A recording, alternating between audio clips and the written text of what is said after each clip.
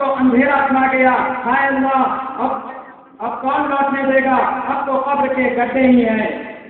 انہوں نے کہا کہ شکر کر، تجھے اللہ تعالیٰ نے جوانی ہی میں عقل عطا فرما دی۔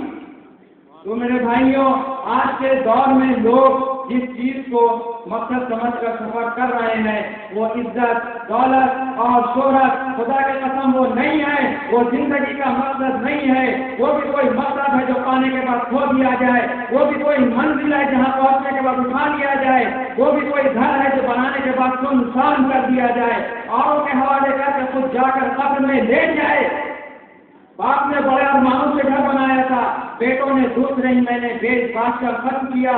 باپ کی زندگی بیت گئی گھر بناتے بناتے، اور بیٹوں نے بیچ باچ کر اپنی راہ لی۔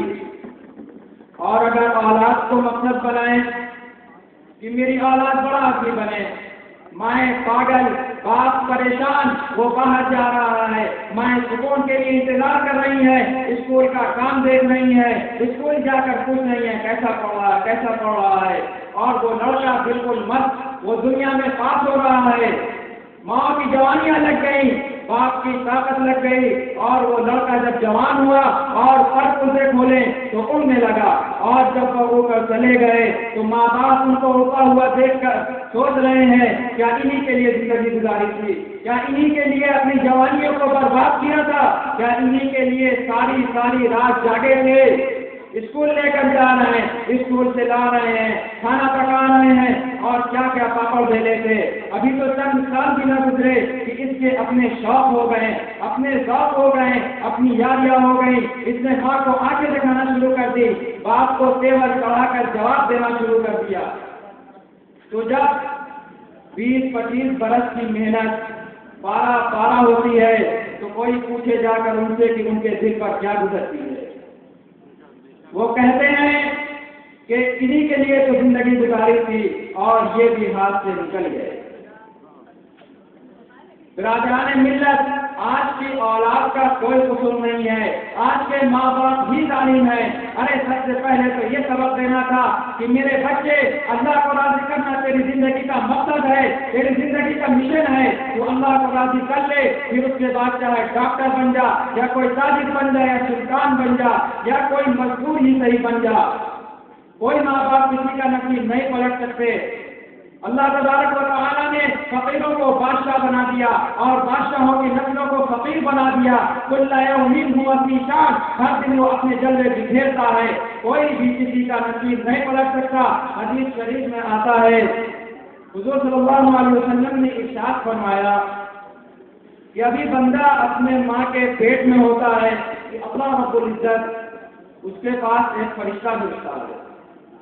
وہ فرشتہ آ کر اس کے بارے میں 4 چیزوں کو لکھتا ہے۔ ایک چیز یہ کہ وہ کیسا عمل کرے گا، اچھا عمل کرے گا کہ برا، اور دوسری چیز کہ وہ کب، کہاں اور کیسے مرے گا، اس کی موت کب، کہاں اور کیسے آئے گی، اور تیسری چیز کہ اس کو رزق کہاں سے ملے گا، کتنا ملے گا، حلال ملے گا کہ حرام ملے گا، اور چوتھی چیز کہ وہ شخص نیک بخت ہوگا یا بدبخت ہوگا۔ ارے ماں باپ کے ذمہ تھا کہ بچے کو سیدھا راستہ دکھاتے، اس کے سادہ قلوب میں لا الہ الا اللہ محمد رسول اللہ کا کلمہ نقش کرتے، جہنم اور جنت کی بنیادوں کو سمجھاتے، اللہ کی اطاعت کے فائدے بتاتے، اللہ کی نافرمانیوں کے نقصان کو بتاتے، اللہ کے نبی کی عظمت دل میں بیٹھاتے اور قرآن کی عظمت دل میں بیٹھاتے۔ پھر اس کے بعد تو کھلا میدان تھا، دنیا میں جاؤ، اچھے ڈاکٹر بنو یا تاجر بنو یا کوئی سلطان بن جاؤ، ٹھیک ہے، ان کو تمہارا نصیب مبارک، پر ایسی زندگی نہ گزارو کہ کل مرتے ہی قبر کے خوفناک جھٹکوں کا شکار ہو جاؤ۔ تو میرے بھائیوں، آخر مقصد کیا ہے؟ اللہ تبارک و تعالی نے قرآن پاک میں مختلف جگہوں پر، مختلف مضامین پر، کہیں 1 قسم، کہیں 2 قسم، کہیں 3 قسم، کہیں 4 قسم کھائی ہیں، لیکن پوری قرآن پاک میں صرف اور صرف ایک جگہ ایسی ہے جہاں اللہ رب العزت نے 7 قسمیں کھائی ہیں۔ اس کا تو صرف 2 ہی کافی تھا کہ جائے گا قسم، اور قسم کی 7 اللہ رب العزت فرماتا ہے والشمس وضحاها والقمر اذا تلاها والنهار اذا جلاها والليل اذا يغشاها والسماء وما بناها والارض وما طحاها ونفس وما سواها. مجھے سورج کی قسم اور اس کی روشنی کی قسم، مجھے چاند کی قسم اور جو پیچھے آتا ہے، مجھے دن کی قسم، مجھے رات کی قسم، مجھے آسمان کی قسم اور اس کو بنانے والے رب کی قسم. یہاں سے اللہ رب العزت خود بھی شامل ہو گیا. مجھ کو زمین کی قسم اور اس زمین کو بنانے والے رب کی قسم. اور ایک انسان کے نزدیک سب سے زیادہ اہمیت والی چیز خود اس کی جان ہوتی ہے. اللہ رب العزت نے سب سے آخر میں کہا وَنَفْسٍ وَمَا سَوَّاهَا، مجھے تیری جان کی قسم اور تیری جان کو بنانے والے رب کی قسم. پھر اس کے بعد اللہ رب العزت نے فرمایا فَأَلْهَمَهَا فُجُورَهَا وَتَقْوَاهَا، یہ اللہ تعالیٰ نے انسان کے سجود میں اس کو فجور بھی رکھا اور تقویٰ بھی رکھا. پھر آگے فرماتا ہے خدا کے قسم پورے کلام پاک میں اللہ رب العزت نے اتنی طاقت سے کسی بات کو بیان نہیں کیا ہے جتنی اس طاقت سے اس مضمون کو بیان کیا ہے کہ کامیاب کون ہے اور ناکام کون ہے.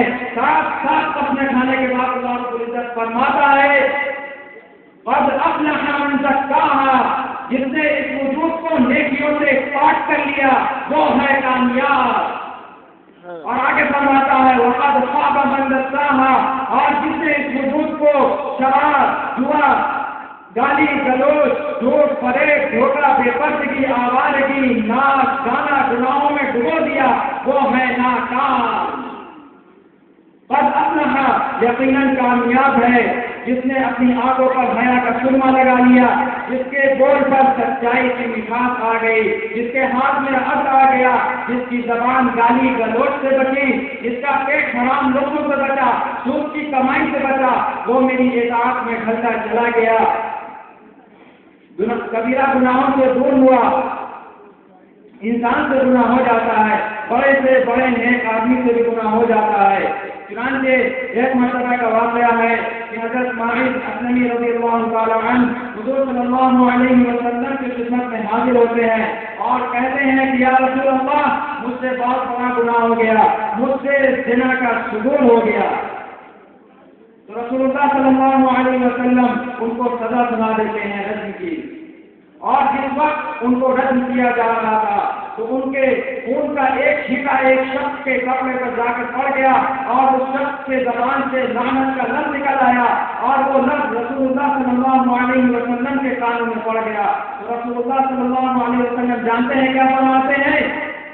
کہتے ہیں کان کھول کر سن لو، ماعز اسلمی نے ایسی توبہ کی ہے، اتنی زبردست توبہ کی ہے کہ اگر اس توبہ کو پورے مدینہ والوں پر ڈال دیا جائے، پورے مدینہ والوں پر ڈال دیا جائے تو پورے کے پورے مدینے والوں کی مغفرت ہو جائے. اور دوسری جگہ رسول اللہ صلی اللہ علیہ وسلم فرماتے ہیں کہ اپنے بھائی کو حقیر مت سمجھو، خاص طور سے کسی نیک آدمی کو اگر اس سے کوئی خطا ہو جائے تو نہ ہی اس کو حقیر سمجھو اور نہ ہی اٹھا لو، ورنہ تم برباد ہو جاؤ گے قیامت کے دن. کیا پتا وہ اللہ سے توبہ کر کے اللہ رب العزت کو منا چکا ہو اور ہم اس کی برائی کر کے قیامت کے دن خود ذلیل اور رسوا ہو جائیں. تو جس شخص نے اس وجود کو نیکیوں سے مزین کر لیا تو اللہ تعالیٰ فرماتا ہے قد افلح، یقیناً یہ کامیاب ہو گیا. اور جو گناہوں میں ڈوب گیا، گناہوں میں پھسل گیا تو اللہ تعالیٰ فرماتا ہے قد خواب، یقیناً یہ ناکام ہو گیا. اللہ رب العزت ہم تمام لوگوں کو کامیاب لوگوں میں سے بنائے اور ناکامی کے راستے سے کوسوں دور رکھے. اور اللہ تعالیٰ ہم سبھی کو اپنے نبی کی مکمل اتباع کی توفیق عطا فرمائے اور ہم تمام لوگوں کو، مجھے کہنے اور آپ حضرات کو سننے سے زیادہ ہم تمام لوگوں کو عمل کی توفیق عطا فرمائے. وآخر دعوانا ان الحمد للہ رب العالمین.